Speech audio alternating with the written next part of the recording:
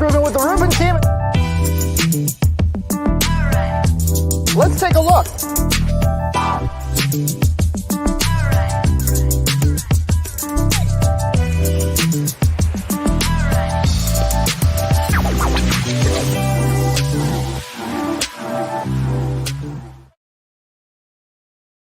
Hey everybody, it's Josh Rubin here with the Rubin special on Wednesday, November 30th. Hope everybody had a great Thanksgiving. We are ramping up here, getting into winter. The weather outside is frightful. I'm joined by Byron Lazine of One & Company, originally from Connecticut. Byron has recently opened up a new team down in Naples, Florida. How's everything down in Naples today? It's perfect. It's 83. It's sunny. Same as it is every single day. It is just paradise down here in South Florida. Byron, I'm curious, with all the success that you've had up in Connecticut and with your team firing on all cylinders there, what kind of inspired you to go off to Naples, Florida? 2020 inspired me. 2020 inspired me in a big way. If you want to get into it, we can, but we wanted our children to actually receive an education. And it was a lot easier to do that in South Florida. We went private school, but even the private schools in Connecticut were very restrictive on educating our youth. And, my daughter's in kindergarten right now. She was pre-K 3 then. So these are formative times for the mind. When you and I were probably outside pulling worms out of the ground, these are really the years these kids need to be learning, Josh, writing, reading, learning. Yep. Yeah. It's interesting. Those formative years, Byron, now that you mention it, I was actually door knocking. I kid you not. I was door knocking from a very, very young age because I was in Cub Scouts and Boy Scouts. And we used to sell candy bars door to door. And I thought nothing of it, to go to people's houses and knock and ask them if they wanted to buy some Hershey's bars, in support of my local troop. And then I did that in other ways by asking people if they wanted me to shovel their walks or driveways. So I was always pretty entrepreneurial from a very young age. But down in Naples, of course, you could have your kids help you by door knocking, right? That's right. Well, all the agents down in South Florida know door knocking is not as convenient as it is in other parts of the country because you have so many of these gated communities. So you got to get in there. Right. To door knock, but there are some areas that they can do it. Not as easy as maybe, Southern California or something like that. Yeah. So Byron, I've watched you sort of evolve not only as a team leader, but also along the lines of media. And tell us a little bit about, what's happened to you both through the pandemic and post COVID and how you've done that. Yeah. In relation to media or? Yeah, in relation to media specifically. Yeah, it's a big passion of mine. We want to break the spell with BAM that has been cast over the real estate industry on how agents are receiving information, education, and the real estate news. And BAM, of course, is Broke Agent Media. Brokeagentmedia.com. We're actually today, 3 p.m. Eastern Standard Time. So in 3 hours, Josh, we have a huge debate, BAM debate. Number 2, first debate, I debated Ricky Kruth. This one I'll be debating Scap the appraiser. He's a big influencer in the appraisal industry. It's agents versus appraisers. So if you're an agent seeing this right now, I need you at 3:00 to come support me because the appraisers are going to be in those live comments big time. But yeah, we want to listen. Most of the real estate news you're getting is from a few different outlets. They're all cannibalizing each other. They're all playing the same paywall game. We're giving it out for free, but we're video first, social first. And by the way, our blog is probably better than anybody else's written articles. I'll put it up against anybody's. But we're actually doing it the Barstool way, right? You've got the ESPNs and whatever else you want to look at who have been there for a long time and who are afraid to get off of what has always worked. And we're coming at it from a completely different angle. I love this side of the business. 10 years ago or 10 plus years ago now, when I started in sales, I had to break through in a different, unique way in my market as an agent. And for me, that was Facebook videos. Then it became YouTube videos. I've been doing a podcast every single Tuesday at 10 a.m. for the last 8+ years straight. I've been doing a radio show for almost 8 years straight as well in the local market up in Connecticut. Yeah. And I love that side of the business. It helped me break through in my own sales and then building a team and actually, getting awareness in my local communities where everybody else was doing newspaper and all of these traditional types of advertising. And I liked it so much, enjoyed it so much that it's evolved now into BAM for the industry. Yeah. And have you run into any struggles down there in Naples, either with the media or, with the team expansion? No, so I'm not, to be clear, I have not expanded the team down here. BAM is headquartered here. I live here. The team in Connecticut is the number one team in the state, the real number one. Everyone says number one. We actually have the most sales year to date of any team. So like the real award of being number one.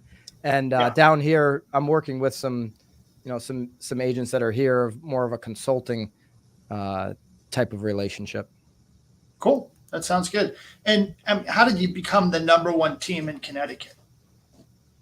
Getting great people and having a great system, having a great operating system. And so that begins with you as the leader. You got to be willing to operate. You can't, or you got to get people that can operate with you. You can't just be the visionary. If all you have is a vision and you can't execute on it, it's not going to go anywhere. So whether that's starting with the assistant, which is what I did, who later on became our operations manager, and building around that. I mean, that's the core for us. For me, it was like, have a great assistant that can create systems and take the vision to the next level, became the ops manager, started building out people we trusted within the organization. So leveling up leaders. When we bring somebody as a leader from outside in that has never worked for us, we've tried it with a few different scenarios, managers, these types of things, 20-year vets. I can't teach an old dog new tricks type of thing. And we found that if we level up leaders within our team, they're going to have a lot more success. We're going to have a lot more success. They're going to get us. They're going to get our culture. Sticking to the culture has been really important when we recruit, speaking on that often and always. So, that our mission is to get better every single day, for ourselves first, for our family second, for our clients third. If you're not taking care of yourself, it's like the 5 a.m. call mentality, right? A little bit. If you're not taking care of yourself, you're not going to be having a full tank for your family. If you don't have a full tank for your family, you're going to be on E when you get to your clients, and they're just going to burn right through you. If you're on like 10% when you get to the client stuff, that's when you're going to have burnout in this industry. If you take care of yourself, invest in yourself every single day, you're not going to get burnt out. And so get better every single day for yourself first, for your family second, for your clients third. You came into this world alone. You're going to leave it alone. You better take care of yourself. And then we talk about, getting with our team. You better be hungry. You better be committed. You better be accountable. Those are the 3 core values. And if you can't, and we really talk about it every day. If you can't get with it, if you don't like hard work, commitment, accountability, this isn't going to be the place for you. If you want to do part-time loafing around, there's a bunch of brokerages that'll take you on the roster. Yeah. And so talk to us a little bit about that accountability and how do you sort of run your team members through sort of a course of accountability? Yeah. If you're less than 20 transactions, lifetime closings, then you're going to start in our new agent program, which we've just rebranded to the Accelerator program, or we're in the process of rebranding it to the Accelerator program. And essentially you got to do 20 closings with us in that program, Monday through Thursday, 9 to noon is where, all the training and the role play and all the responsibilities, all the accountability takes place. And so that's literally 12 hours a week. It's far less than a part-time, job. I was talking to Lisa, obviously our good friend Lisa Chinati and Tom Toole this morning. And, if you're less than 3 years in the business, everybody gets into the business. They want the freedom. They want to be able to exercise their rights of being a business owner and all this kind of stuff. Well, you're not a business owner of your own business until you know how to do the job. In your first 3 years in the business, you better know how to do the job. You better work it like a job. It's a job. Whether you want to call it 9 to 5, I would say it's probably more like a 9 to 9. And you better work it in that fashion if you're ever going to be a business owner down the road in years 4, 5, 6.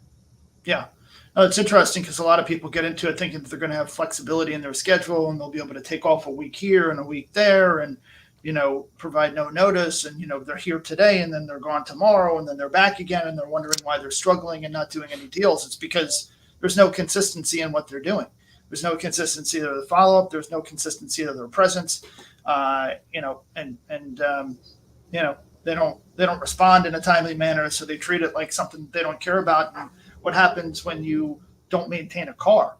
Well, if you don't maintain a car, if you don't have a new battery, if you don't have an oil change regularly, then you're going to have a car that's not going to run correctly.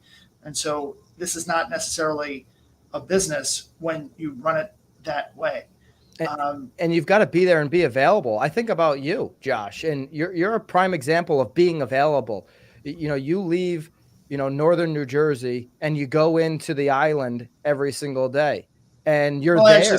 I spend more time in Manhattan than I do at home. This is really my home. That's just where my family happens to be. Yeah. You're in Manhattan, you're on the island, but it's like you've given yourself an environment where you're forced to be present by taking that short little commute, being there, knowing I've got to be available. So I'm not leaving, even if my afternoon, there's quote unquote nothing to do. There's always something to do.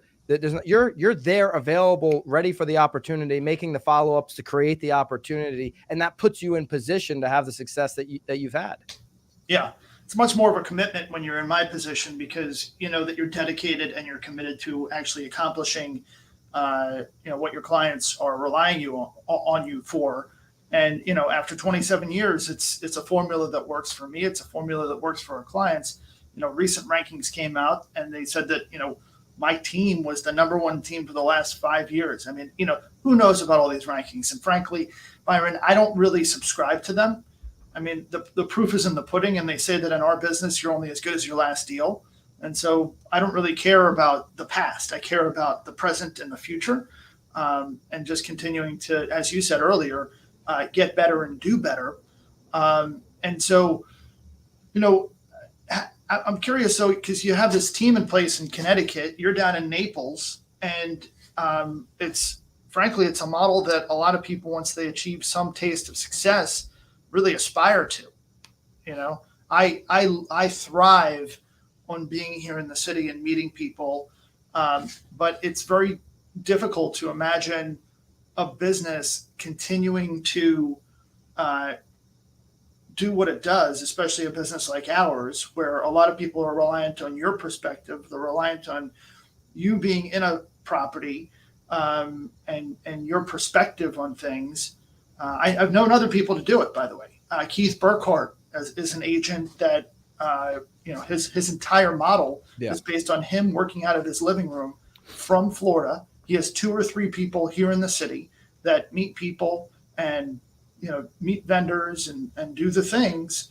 And Keith very seldom meets with people in person, very seldom is in a listing, but he keeps on top of the market. And so, I would be a little afraid of my business just falling off the tracks. Yeah. I mean, my business is obviously different. I'll be like next week, I'll be in Connecticut Monday through Friday. But even when I'm in Connecticut, I spend the summers there. Even when I'm there physically, I'm not inside of a property. And even before I moved, down here full time, I wasn't inside of a property because I'm not on, the production side with the buyer, with the seller, like I was, for the first half of my career. I love building up agents' business. That's what I love doing. I love building this team. And now I've made huge mistakes I've had some learning curves with coming down here and that transition.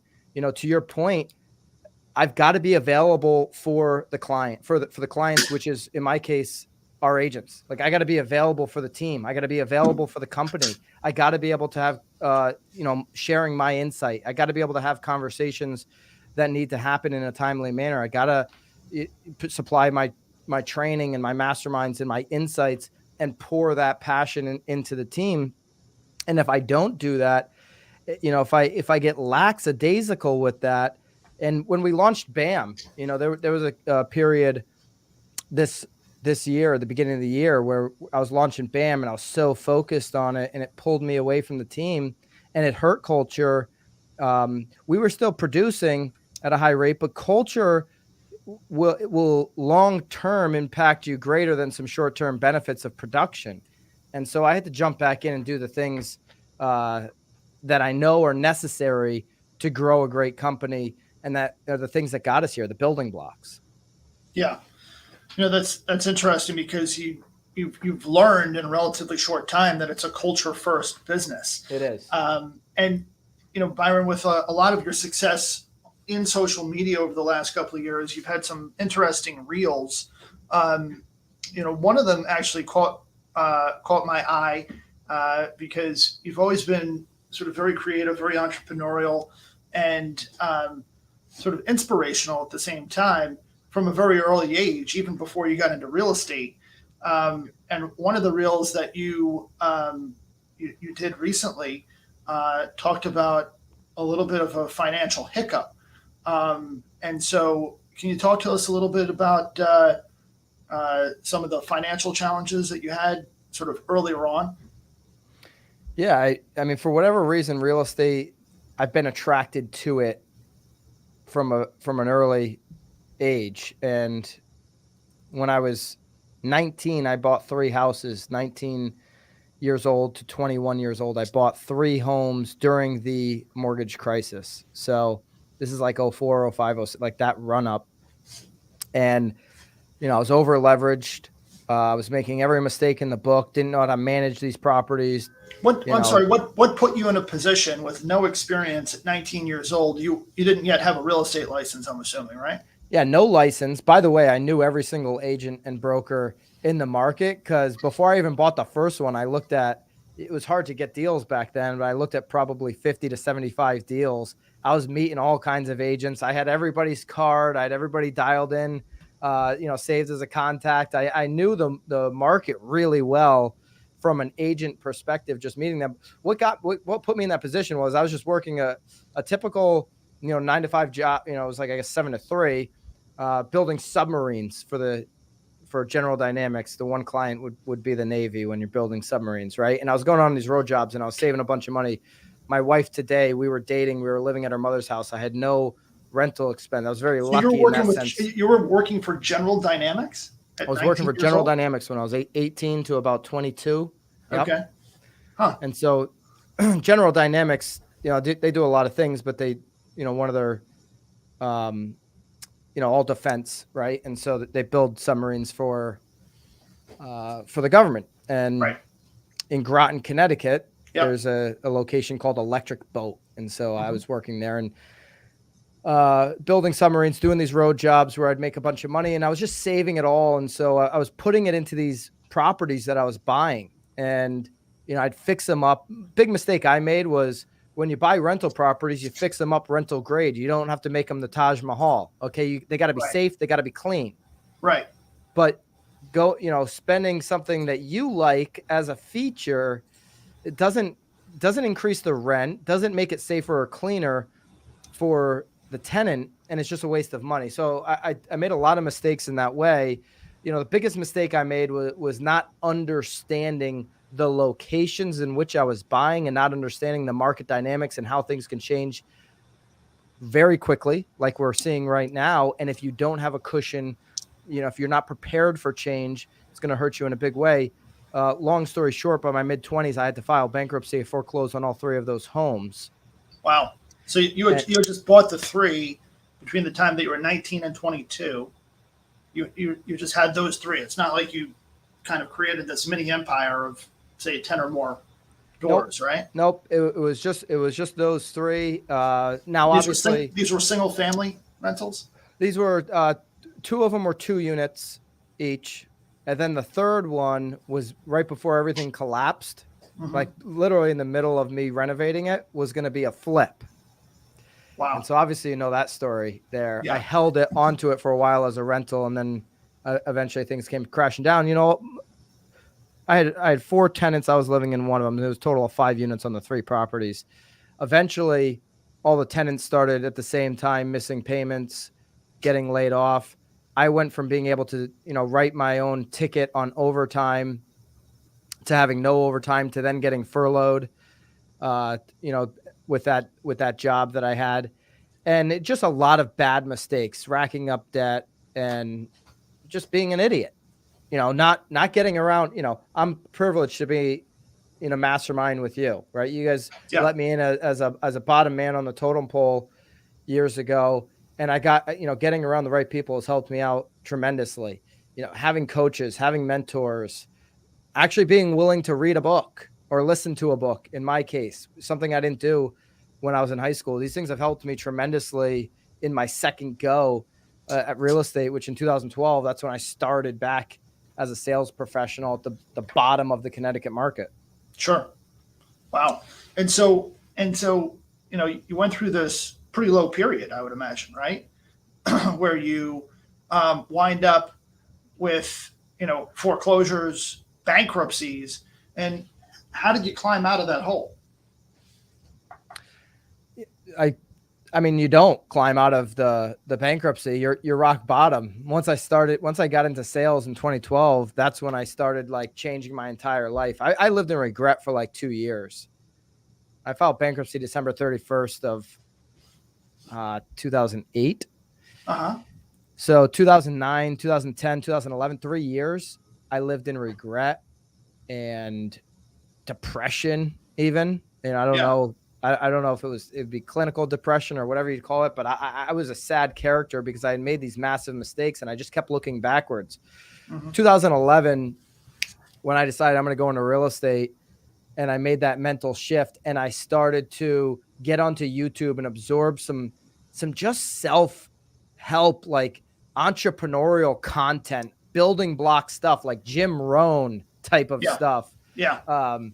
Eric Thomas, there's this video of him, Want It As Bad As You Want to Breathe. I watched that about 400 times, went to real estate class, started getting around people that were actually doing something in the business. That's when things took off for me. I was able to just pour into my work. I had nothing else.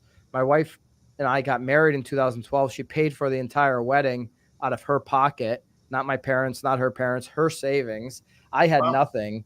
And so we had no kids. I had nothing holding me back, no excuse. A white male in America with no kids, you've got absolutely no excuses, Josh. That is like the gift there. Just go ahead and freaking work your ass off. And that's finally what I woke up and did. Yeah. So you basically kind of picked yourself up from, this very deep, low point. And, with your wife's help and, her support, you basically just fought your way off the ropes, which is pretty remarkable. Yeah. And listen, I was fortunate that I live in America, that I was able to clear the decks on bankruptcy. I was given a second chance. And if I screwed it up, it would have been only on one person. It would have been on me. I had every opportunity to just start working hard.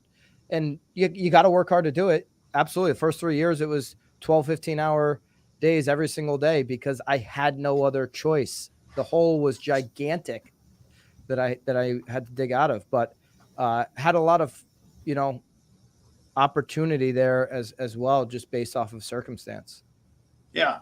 And so how did you get your start? In sales?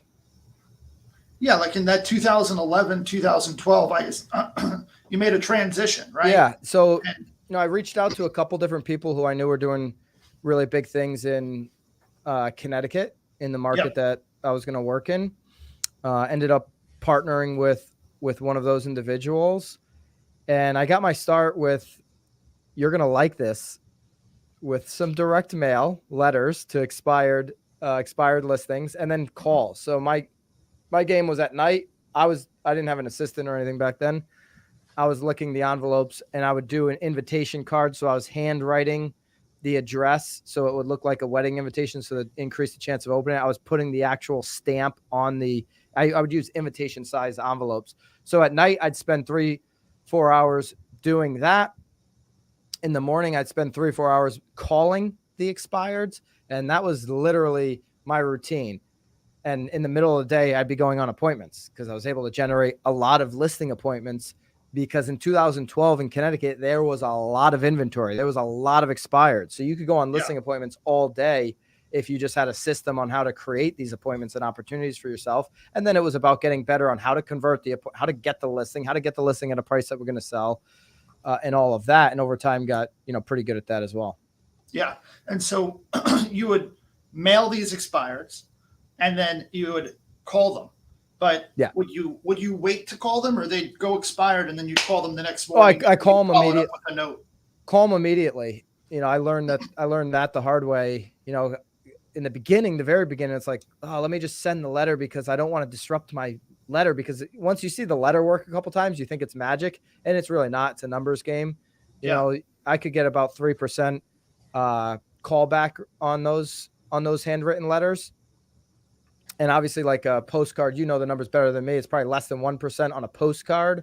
You're lucky to get 1/10 of 1%. Right. And in fact, we are currently, reevaluating our mailing strategy, because, sending as many pieces out as we do is questionable. Right. And we're trying to find out what really works. And the truth is that you don't know when it's going to hit or how it's going to hit. And there's one neighborhood in particular that, we get very few calls on these mailings from this neighborhood. But then when I take a step back and I say, but that closing that we had last week, that was $6.5 million. And that woman bought that apartment with us a few years ago for about the same price. And prior to that, she sold an apartment with us for $12.5 million. So right there is nearly $30 million worth of volume. Yeah. Okay, from one person. And before that, we did another deal for $4 million. And those people subsequently sold another place with us for $15 million. So guess what? There's another, $20 million. So even if it's not every day or every week or every month or even every quarter, like it's kind of like the story of the gold miner from Think and Grow Rich, where he goes out, he borrows from Peter to pay Paul to find his way out west in California, and he's chipping away at his land trying to find gold. And he winds up saying, you know what, I've been out here so long that, it's clear to me that this is not working. So he packs up his stuff. He goes back to Virginia with his tail between his legs, and he works for the next 20 years paying his family and friends back from the money that they lent him to go out and find the gold, which he failed with, only to find out that the guy who sold him the shovel knew someone who was able to tell him where the gold was, and only to find the largest gold deposit in the entire history of the gold rush. Yeah. So it's really not a question of the action. It's not a question of just the action, but it's a question of, the who and the right perspective on these things. Yeah. And a combination of the right action, right? It's absolutely a combination. You can't be a one-trick pony. And, so then that's one of the big learnings I had there early on was I got to be aggressive on these phones, because the good ones, the good listings, they're relisting right away. The people that have urgency, that really want to sell in that time frame of 2012, 2013, 2014, when everybody was taking a haircut off of their perceived value. You've got to be fast in these circumstances. You can't wait for your phone to ring, and you've got to go out there and get it. And so, yeah, I was actually working not on a database, but on an Excel spreadsheet, and you'd be able to see all the different calls, all the tabs running alongside of these contacts, always 10 plus calls on these contacts. And sometimes you never get. So you would have 10 plus conversations or 10 plus attempts at contact. 10 plus attempts at contact. And, sometimes multiple conversations before, and I've had it a variety of different ways on the phones. I've signed listings with expired listings without ever meeting people. That was one of the insights. I was like, man, I can do this business from other places, because if I can get listings on the phone, one of my higher sales in Stonington which, the town of Stonington's, it's Mystic is half of Mystic is in Stonington. Had a $2.1 million sale. I've still never met the guy. We got the buyer, by the way. That's a big sale for our market. That's over $4 million in. So walk me through that. You called the guy. I assume it wasn't. Yeah, I called the guy. They had expired. I had urgency to call him because I didn't love the agent who had expired the listing. I had urgency. I had personal. So you probably had your eye on it. I had my eye on it because I'm like, you know what? I'm going to take this. I'm going to get this listing. And so I just cut through the noise and the call and hey, man, I know why your house didn't sell. And I'm trying to set the appointment. I'm trying to get the hook to set the appointment. He's like, well, tell me now, why it didn't sell. I'm like, all right, open up the listing. Look at photo number 1, right? Photo number 3 shouldn't even be on here. It's out of order. Photo number 1 should be a shot that you don't even have in your catalog right now because your agent wasn't smart enough to do it. Get the drone out there over the water. Let's see the whole entire the landscape as if we were on a boat. He's like, oh, you're right. I'm like, I'm right about a lot of things. What I'm really right about is my track record on selling homes that weren't sold with the prior agent. I'm going to send you an email right now with the list of those. I'm also going to send you the contract. Sign the contract so I can get started, get the drone out there right now and get the marketing up where it needs to be to get your home in front of more eyeballs and get it sold. Yeah. And I could talk this way with this guy. Learned within the first couple minutes of this conversation that I could have this kind of, very direct conversation because he was an entrepreneur. He was more of a sales guy. Okay. So he would respond to that. He was a driver. He was a type A personality, whatever, you want to use there. If it was somebody who's very slow, analytical to make a decision, this type of aggression on the phone might not have converted. But with him, it hit a note and he signed the contract. We had 2 phone calls, signed a contract, and we ended up getting the buyer on that. Like I said, sold for over $2 million. That's great. So you wound up doing a direct deal, or what you guys call double ending it. A double dipper, a little double end. And how long did it take? I think that deal took 4 or 5 months, but pretty relatively a short period of time for that price point. Yeah. At the time, this is all before COVID. Right. And this is when your average sale up there was probably less than $1 million, I'm guessing, right? Oh yeah. For sure. Yeah. Well, it's remarkable all the different experiences you've had and the stories that you have to share and, insight. And, you provide incredible inspiration to agents really across the country, not from the Tom Ferry Network, which is how we were initially introduced, or from our mastermind. But, people pick up on you, from the different contacts that you have. And, I'm consistently impressed by you and, all that you give back to the community. So, Byron, I want to say on behalf of myself and everyone else out there, thank you for providing, such great inspiration to us on a not just regular, but daily basis with all that you do on social media and all that you're willing to share and give back. So thank you.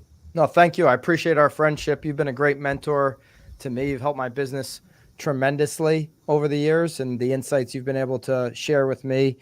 I've really appreciated our friendship. And 3:00 today, the BAM debate. Go on the BAM YouTube. I need agents support in this deal.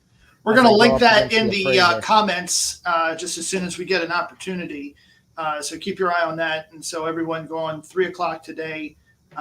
Support Byron with his great debate. Appraisers are, I would say it's more difficult to find a good appraiser who is actually qualified and knows what they're doing than it is to find a good real estate broker.